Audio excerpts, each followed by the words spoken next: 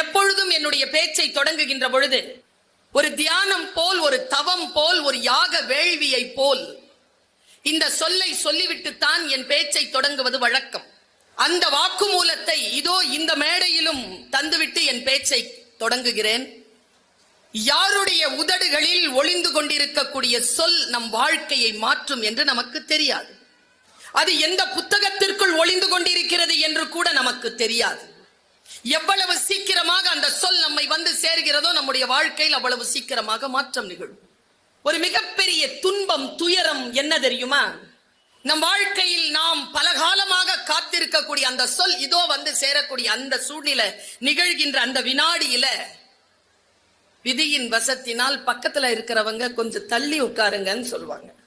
சில பேர் சொல்லுவாங்க, அவங்க ரொம்ப நேரமா காத்திருக்காங்க, ஒரு நாற்காலியை கொண்டு வந்து போட சொல்லுங்க. நம் கவனம் அங்க போகும். அப்போ சொல் நம்மை கடந்து போயிருக்கும்.